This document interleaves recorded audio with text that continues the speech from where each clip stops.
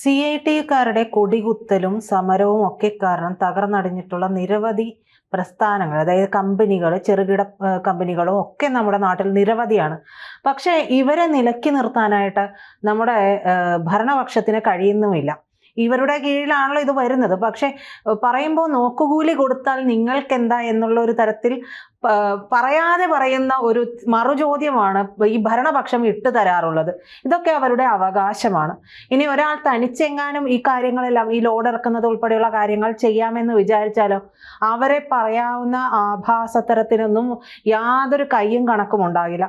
ഇപ്പോൾ അത്തരത്തിലൊരു വീട്ടമ്മ ഇവരുടെ ഇത്തരത്തിലുള്ള നടപടികളെല്ലാം സഹികെട്ടിട്ട് തനിച്ച് ഒരു ലോഡ് മുഴുവനും ഇറക്കി എന്നുള്ള വാർത്തകൾ വരുന്നു. അത് ശരിയാണോ? ശരിയാണ്, അത് വലിയ വാർത്തയായിട്ടുണ്ട് എന്നുള്ളതാണ്.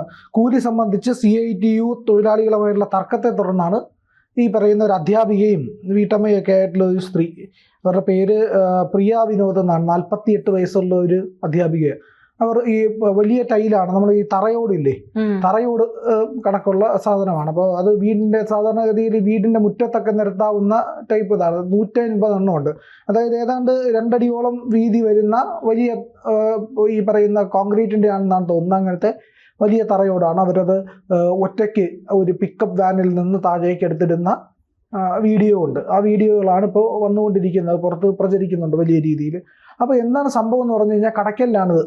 ഇപ്പോൾ ഇവർ വീട് പണി നടക്കുന്നു. വീട് പണി നടക്കുന്നിടത്തേക്ക് ഒരു പിക്കപ്പ് വാനിൽ 150 വലിയ ടൈലുകൾ അടങ്ങിയ, ഈ പറയുന്ന കല്ലുകൾ അടങ്ങിയ ടൈലുകൾ കൊണ്ടുവന്നു കഴിഞ്ഞപ്പോൾ അവിടുത്തെ ലോഡിംഗുകാർ, ഈ ലോഡിംഗ് യൂണിയൻ്റെ ആൾക്കാർ അവിടെ എത്തുന്നു.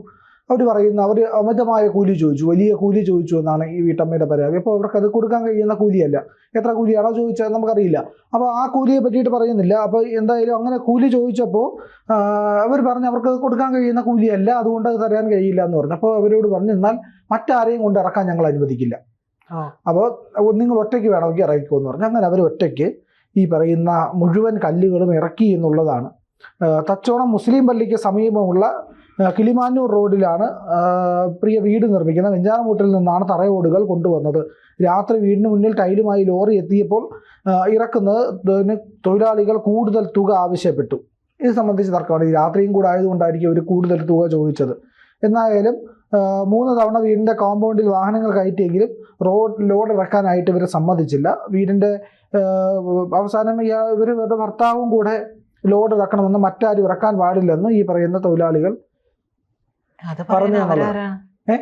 ലോഡ് ഇവരും ഭർത്താവും തന്നെ ഇറക്കണം എന്ന് പറയാൻ ഇവരാരാണ്? അതാണ് ഇതിനകത്തെ പ്രശ്നം. അതായത് ഈ പറയുന്ന നമ്മുടെ ഈ സ്ഥാപനങ്ങളൊക്കെ നടത്തുമ്പോഴത്തേക്കും സ്വാഭാവികമായിട്ടും അവിടെ തൊഴിലാളികളുണ്ടാവും.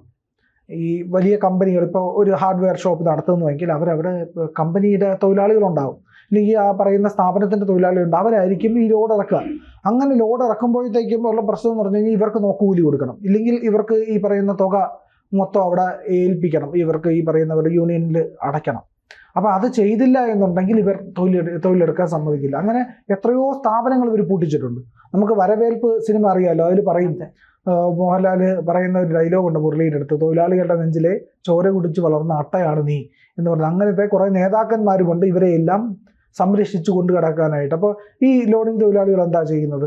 ഇപ്പോൾ പ്രൊഫഷണൽസ് വന്നിട്ടുണ്ട്. പ്രൊഫഷണൽ പാക്കേഴ്സും മൂവേഴ്സും വന്നതോടുകൂടി തന്നെ ഈ പറയുന്ന ഈ ലോഡിംഗ് തൊഴിലാളികളുടെ പണി പോകുന്ന അവസ്ഥയിലേക്ക് എത്തിയിട്ടുണ്ട്. ഇവരെന്താ ചെയ്യുന്നത്? ഒരു ലോഡ് ഇറക്കണമെങ്കിൽ തന്നെ അതിലെ ഒരു 10% സാധനമെങ്കിലും നശിപ്പിക്കും. എൻ്റെയൊക്കെ അനുഭവമാണ്, ഞാനടക്കമുള്ള ആൾക്കാരുടെ ജീവിതത്തിൽ ഉണ്ടായിട്ടുള്ള അനുഭവമാണ്. ഞങ്ങൾ റബ്ബർ നടാൻ പോയപ്പോഴത്തേക്കും ആ റബ്ബർ തോട്ടത്തിലേക്ക് വന്ന മുഴുവൻ തൈകൾ ഇവർ ഇറക്കണമെന്ന് പറഞ്ഞുകൊണ്ട് ഒരു വലിയ പ്രശ്നം ഉണ്ടാക്കിയിട്ട് ഈ റബ്ബർ തൈകളെ പ്ലാസ്റ്റിക് കവറിലാണല്ലോ വരുന്നത്, അതിനെ മൊത്തം ഞെക്കി അതിനെ ഒരു പരുവമാക്കിയാണ് അവസാനം ഇറക്കിയത് എന്നുള്ളതാണ്. അപ്പോൾ അത്രയ്ക്ക്, അതായത് കർഷകൻ്റെ ഒരു സാധനങ്ങളും കൈവയ്ക്കാനുള്ള അവകാശം യൂണിയൻകാർക്കില്ല. പക്ഷേ ഇവർ അത് ചെയ്യും. എന്തും ചെയ്യാൻ മടിക്കാത്ത ഒരു വർഗമാണിത് എന്നുള്ളതാണ്.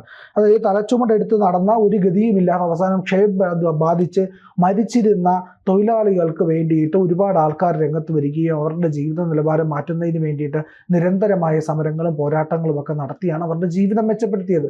അപ്പോൾ ഇവരെന്ത് ചെയ്തു? ഇവർ ഈ പറയുന്ന അടിച്ചമർത്തപ്പെട്ട വർഗത്തിൽ നിന്ന് ഉയർന്നു വന്നതിന് ശേഷം ഇവരിപ്പോൾ മറ്റുള്ളവരെ ചൂഷണം ചെയ്തുകൊണ്ടിരിക്കുകയാണ് എന്നുള്ളതാണ് ഈ ലോഡിംഗ് വർക്കേഴ്സിനെ പറ്റിയിട്ട് സാമാന്യജനം വിലയിരുത്തുന്നത്. അതുകൊണ്ട് തന്നെ ആർക്കെങ്കിലും കേരളത്തിലെ ഏതെങ്കിലും മനുഷ്യർക്ക് ഈ പറയുന്ന ലോഡിംഗ് തൊഴിലാളികളോട് മമത്വം ഉണ്ടോ ഇന്ന്? ആർക്കുമില്ല. ആർക്കും കണ്ടുകൂടാ. ആർക്കും കണ്ണിന് കണ്ടുകൂടാത്തതിന്റെ കാരണം ഇതാണ്, ഇവർ നിരന്തരമായി ചെയ്തുകൊണ്ടിരിക്കുന്ന പ്രവൃത്തിയാണ്.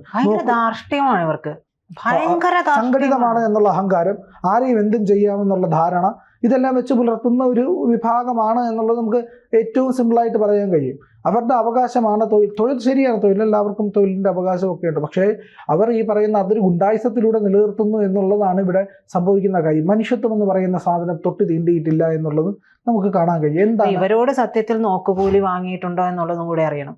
കാരണം ഈ ഭാര്യയും ഭർത്താവും കൂടെ ഇറക്കിയിട്ട് ഇവര് നോക്കിയതിനുള്ള കൂലി വാങ്ങാനുള്ള കൂലി വാങ്ങിയിട്ടില്ല എന്നാണ് അറിയാൻ കഴിയുന്നത്. കാരണം ഇപ്പോൾ വലിയ വിവാദമാവുമല്ലോ, പ്രശ്നമാവും നോക്കുകൂലി വാങ്ങിച്ചു കഴിഞ്ഞാൽ. അവർ ഈ പറയുന്ന അവിടുത്തെ ഇവരുടെ ഭർത്താവ് IV വിനോദ് എന്ന് പറയുന്ന മലപ്പുറത്ത് സബ് ഇൻസ്പെക്ടറായിട്ട് ജോലി ചെയ്യുന്ന ആളുകൂടെയാണ്. അപ്പോൾ എന്തായാലും അങ്ങനെ പെട്ടെന്നൊന്നും അതിക്രമം കാണിക്കാനുള്ള സാധ്യതയൊന്നുമില്ല. അപ്പോൾ എന്തായാലും ഇവർ KPCC അംഗം കൂടിയാണ്, മീഡിയ സെൽ അംഗമാണ്. KPCCയുടെ മീഡിയ സെൽ അംഗവും പത്രപ്രവർത്തകയൊക്കെയാണ് ഈ പറയുന്ന പ്രിയ വിനോദ് എന്ന് പറയുന്ന സ്ത്രീ. അപ്പോൾ ഇവരെന്ത് ചെയ്തു എന്ന് പറഞ്ഞാൽ ഇവർ മൊത്തം ഇറക്കുന്നത് വരെ ഇവരവിടെ കാവൽ നിന്നു. വേറെ ആരും ഇറക്കാൻ പാടില്ലല്ലോ. അപ്പോൾ ഇവർ മൊത്തം ഒറ്റയ്ക്ക് ഇറക്കിയതിന് ശേഷമാണ് അവരവിടുന്ന് പോയത് എന്നുള്ളതാണ്. അത്രയും ഇപ്പോൾ ഈ പറയുന്ന ഒരു മനോഭാവം ഉണ്ടല്ലോ, അത് നമുക്ക് കൃത്യമായിട്ട് അറിയാം. അമിത കൂലി ചോദിച്ചെന്നും ആരോപണം ശരിയല്ല എന്നാണ് CITU കൺവീനർ ഹർഷകുമാർ പറയുന്നത്.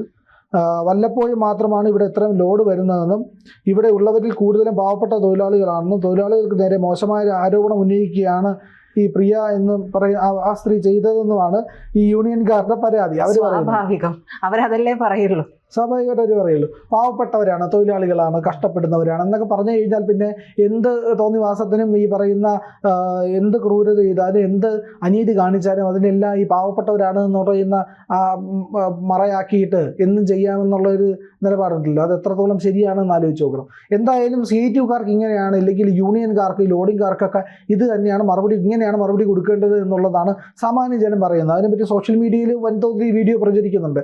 കാരണം എന്താണെന്ന് പറഞ്ഞു കഴിഞ്ഞാൽ ഇവർക്ക് ഇങ്ങനെ മറുപടി കൊടുക്കണം. അപ്പോൾ ഇവർ വന്ന് കാത്തു നിന്ന് ഇത്രയും നേരം നിന്ന് ഇവർ മൊത്തം ലോഡ് ഇറക്കുന്നത് നോക്കി നിന്നിട്ട് പോയി, ഇവർക്ക് പൈസയും കിട്ടിയില്ല. അത്രയും നേരം അവിടെ നിന്നത് വെറുതെ ആയി എന്നുള്ളത് കൃത്യമായ മറുപടിയാണ് എന്ന് സോഷ്യൽ മീഡിയയിൽ വലിയ കയ്യടിയാണ് ഈ സമാനമായ ഒരുപാട് പേർ ഇനി അനുഭവങ്ങൾ പറയാനും ഉണ്ടാവും. ഒരുപാട് വിഷയം കിട്ടാൻ കാത്തിരിക്കുകയായിരിക്കും ബാക്കിയുള്ളവർക്ക് അനുഭവം പറയാനായിട്ട് എന്ന് പറയുന്നത് പോലെ. അതെ, ഇവർക്ക് ഈ പറയുന്ന കാര്യങ്ങളെ പറ്റിയിട്ടുണ്ട് ഒരു ബോധവും ഉണ്ടാവില്ല എന്നുള്ളതാണ്. ഓരോ സാധനങ്ങൾ, ഇപ്പോൾ ഗ്ലാസ് ആണ് ഇറക്കുന്നതെങ്കിൽ അത് പൊട്ടാതെ ഇറക്കണ്ടേ? അപ്പോൾ ഓരോ കാര്യങ്ങളും അതിൻ്റെ രീതിയിൽ എക്സ്പെർട്ടൈസോട് കൂടിയല്ലേ ഇവരെന്നാണ് ഈ പറയുന്ന ഇതിനെ പറ്റിയിട്ട് എക്സ്പെർട്ടൈസ് ആകുന്നത്?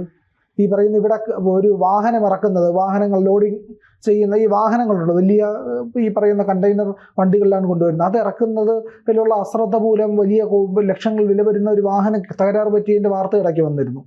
അപ്പോൾ അതുപോലെയുള്ള പ്രശ്നങ്ങൾ ഉണ്ടായാൽ ആര് കൈകാര്യം ചെയ്യും? അപ്പോൾ പ്രൊഫഷണൽ ആവുന്നില്ല ലോഡിംഗ്കാരെന്നുള്ള ഒരു പ്രശ്നവും കൂടിയുണ്ട്.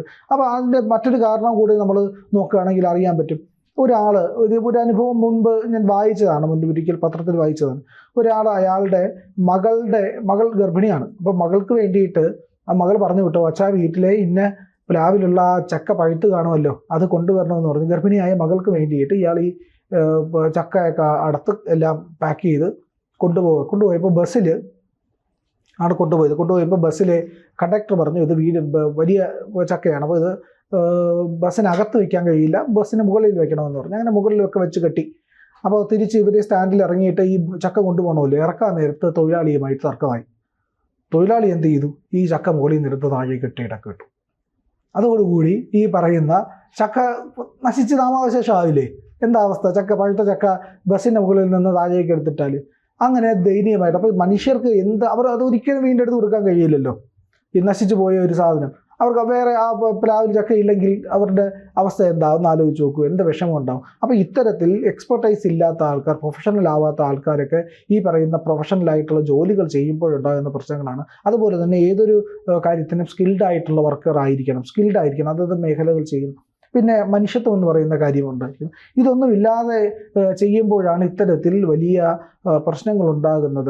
ഇത് മാറ്റി അവരുടേതായ കാര്യങ്ങൾ, ഇപ്പോൾ മറ്റു തൊഴിലാളി ഉണ്ടെങ്കിൽ തൊഴിലാളിക്ക് അവരുടെ തൊഴിൽ നഷ്ടമാവുകയില്ലേ?